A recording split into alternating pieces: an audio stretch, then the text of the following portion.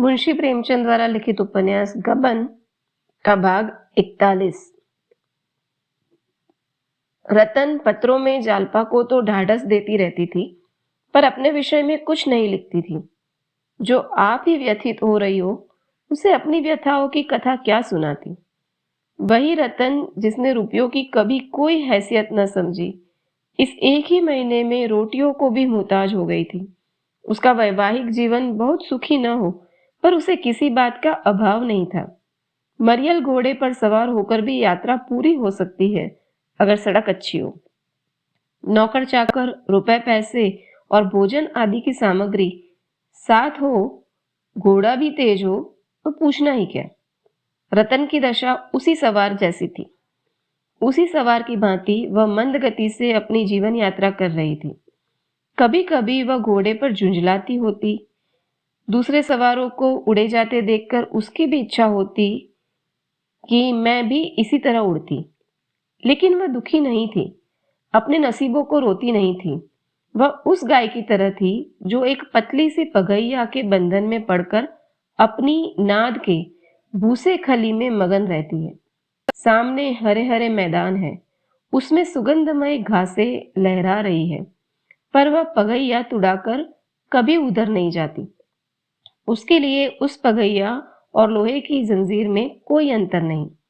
यौवन को प्रेम की इतनी क्षुधा नहीं होती जितनी आत्म प्रदर्शन की। प्रेम की क्षुधा पीछे आती है। रतन को आत्म प्रदर्शन के सभी उपाय मिले हुए थे। उसकी युवती आत्मा अपने श्रृंगार और प्रदर्शन में मग्न थी। हंसी विनोद, सैर सपाटा, खाना पीना, यही उसका जीवन था, जैसा प्रायः सभी मनुष्यों को होता है। इससे गहरे जल में जाने की उसे इच्छा भी नहीं थी, न प्रयोजन। संपन्नता बहुत कुछ मानसिक व्यथाओं को शांत कर देती है। उसके पास अपने दुखों को भुलाने के लिए कितने ही ढंग है। सिनेमा है, थिएटर है, देश भ्रमण है, ताश है, पालतू जानवर है, संगीत है, लेकिन विपन्नता को भुलाने का मनुष्य के पास कोई उपाय नहीं, इसके सिवा कि वह रोए, अपने भाग्य को कोसे या संसार से विरक्त होकर आत्महत्या कर ले। रतन की तकदीर ने पलटा खाया था। सुख का स्वप्न भंग हो गया था और विपन्नता का कंकाल अब उसे खड़ा घूर रहा था। और यह सब हुआ अपने ही हाथों। पंडित जी उन प्राणियों में थे जिन्हें मौत की फिक्र नहीं होती। उन्हें किसी तरह यह भ्रम हो गया था कि दुर्बल स्वास्थ्य के मनुष्य अगर पथ्य और विचार से रहे तो बहुत दिनों तक जी सकते हैं। वह पथ्य और विचार की सीमा के बाहर कभी न जाते। फिर मौत को उनसे क्या दुश्मनी थी जो ख्वामखा उनके पीछे पड़ती। अपनी वसीयत लिख डालने का ख्याल उन्हें उस वक्त आया जब वह मरणासन्न हुए। लेकिन रतन वसीयत का नाम सुनते ही इतनी शोकातुर, इतनी भयभीत हुई कि पंडित जी ने उस वक्त टाल जाना ही उचित समझा। तब से फिर उन्हें इतना होश न आया कि वसीयत लिखवा दे। पंडित जी के देहावसान के बाद रतन का मन इतना विरक्त हो गया कि उसे किसी बात की भी सुध-बुध न रही। यह वह अवसर था जब उसे विशेष रूप से सावधान रहना चाहिए था, इस भांति सतर्क रहना चाहिए था, मानो दुश्मनों ने उसे घेर रखा हो। पर उसने सब कुछ मणिभूषण पर छोड़ दिया और उसी मणिभूषण ने धीरे धीरे उसकी सारी संपत्ति अपहरण कर ली। ऐसे ऐसे षड्यंत्र रचे कि सरला रतन को उसके कपट व्यवहार का आभास तक नहीं हुआ। फंदा जब खूब कस गया तो उसने एक दिन आकर कहा, आज बंगला खाली करना होगा, मैंने इसे बेच दिया है। रतन ने जरा तेज होकर कहा, मैंने तो तुमसे कहा था कि मैं अभी बंगला नहीं बेचूंगी। मणिभूषण ने विनय का आवरण उतार फेंका और त्योरी चढ़ाकर बोला, आप में बातें भूल जाने की बुरी आदत है।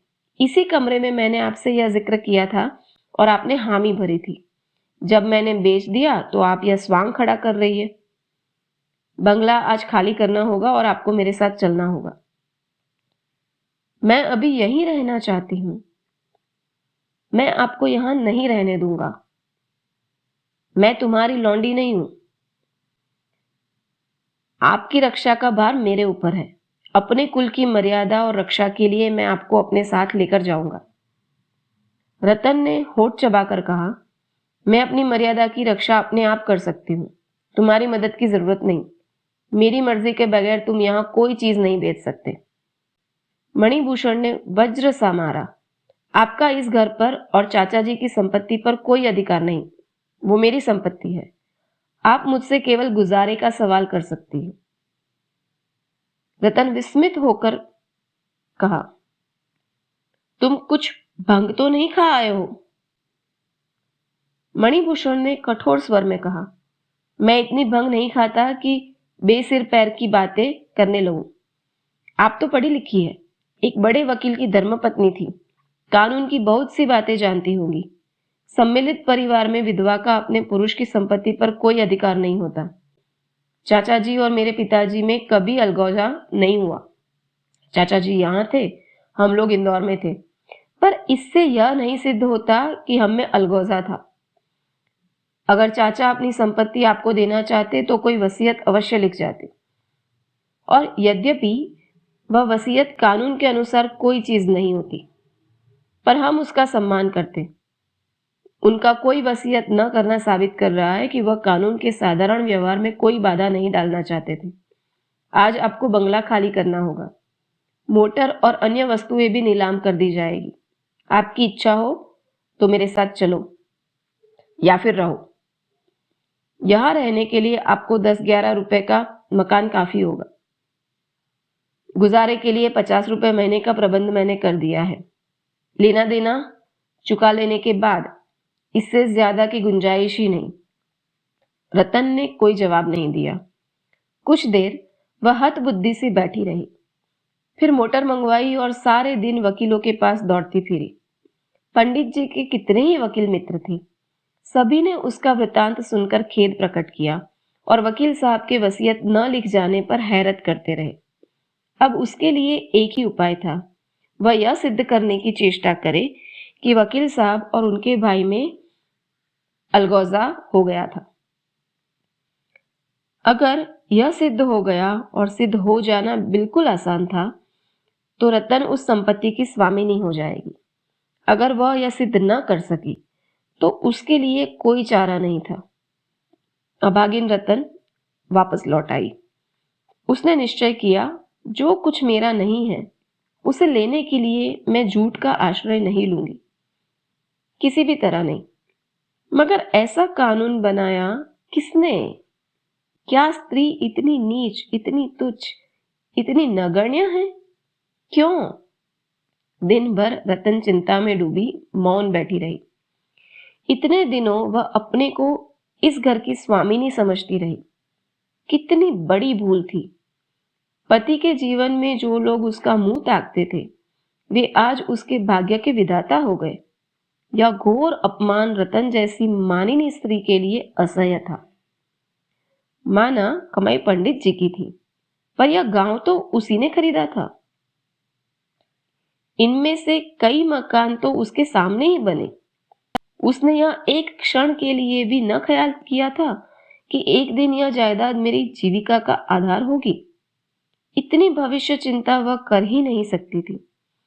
उसे इस जायदाद के खरीदने में, उसको संवारने में और सजाने में वही आनंद आता था जो एक माता अपनी संतान को फलते फूलते देखकर पाती थी। उसमें स्वार्थ का भाव नहीं था, केवल अपनेपन का भाव था। एक गर्व था, वही ममता थी। पर पति की आंखें बंद होते ही उसके पाले और गोद के खिलाए बालक भी उसकी गोद से छीन लिए गए। उसका उन पर कोई अधिकार नहीं। अगर वह जानती कि वह एक दिन ये कठिन समस्या उसके सामने आएगी, तो वह चाहे रुपए को लुटा देती या दान कर देती, पर संपत्ति की कील अपनी छाती पर नहीं गाड़ती। पंडित जी की ऐसी कौन बहुत बड़ी आमदनी थी? क्या गर्मियों में वह शिमला न जा सकती थी? क्या 2-4 और नौकर नहीं रखे जा सकते थे? अगर वह गहने ही बनवाती तो एक एक मकान के मूल्य का एक एक गहना बनवा सकती थी। पर उसने इन बातों को कभी उचित सीमा से आगे नहीं बढ़ने दिया। केवल यही स्वप्न देखने के लिए, यही स्वप्न, इसके सिवा और था ही क्या? जो कल उसका था, उसकी ओर आज आंखें उठाकर वह देख भी नहीं सकती। कितना महंगा था वह स्वप्न। हाँ, वह अब अनाथिनी थी। कल तक दूसरों को भीख देती थी, आज उसे खुद भीख मांगनी पड़ेगी। और कोई आश्रय नहीं। पहले भी वह अनाथिनी थी, केवल भ्रमवश अपने को स्वामिनी समझ रही थी। अब उस भ्रम का सहारा भी नहीं रहा। सहसा विचारों ने पलटा खाया। मैं क्यों अपने को अनाथिनी समझ रही हूं? क्यों दूसरों के द्वार पर भीख मांगू? संसार में लाखों ही स्त्रियां मेहनत मजदूरी करके जीवन का निर्वाह करती है। क्या मैं कोई काम नहीं कर सकती? मैं कपड़ा क्या नहीं सी सकती? किसी चीज की छोटी मोटी दुकान नहीं रख सकती? लड़के भी पढ़ा सकती हूं। यही ना होगा, लोग हंसेंगे, मगर मुझे उस हंसी की क्या परवाह। वह मेरी हंसी नहीं है, अपने समाज की ही हंसी है। शाम को द्वार पर कई ठेले वाले आ गए।